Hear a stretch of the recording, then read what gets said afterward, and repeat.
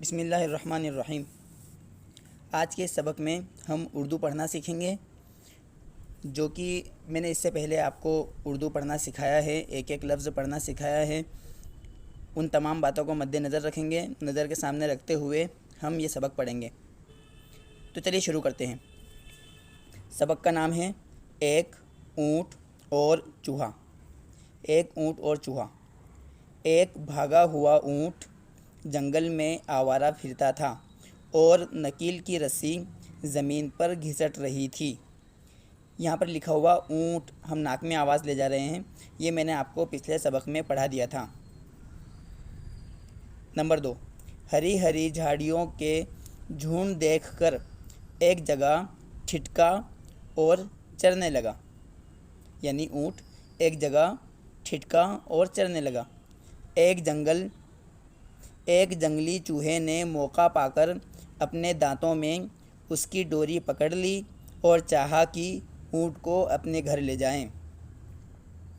اطاعت کرنا تو اونٹ کی عادت ٹھہری، فوراً ڈوری کے سہارے پر چلنے لگا، یہاں تک کہ چوہا اپنے سوراخ پر جا پہنچا، مگر بیچارہ بہت حیران رہا جب اتنے بڑے قد و قامت والے مہمان کی سمائی اپنے تنگ مکان میں نہ پائی۔ ناچار چوہے نے سوراخ کھودنا شروع کیا، پھر بھی اتنا کشادہ نہ کر سکا کہ اس کا مقصد پورا ہوتا۔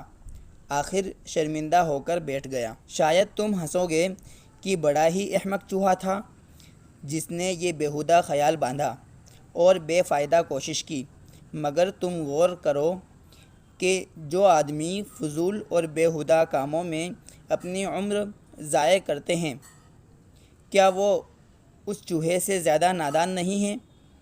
اب اس کے بعد شعر دیکھیے۔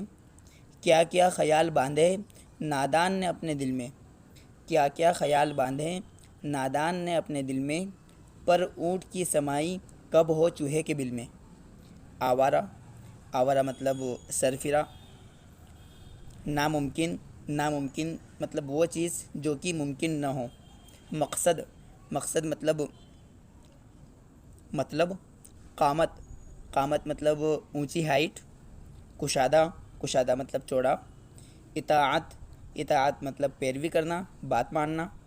ضائع، ضائع مطلب برباد کرنا۔ احمق، احمق مطلب بیوقوف۔ تو دوستوں آج کے لیے صرف اتنا ہی۔ انشاءاللہ کل ایک نئے سبق کے ساتھ ملتے ہیں اور نئی چیز پڑھنا سیکھیں گے۔ تب تک کے لیے اللہ حافظ۔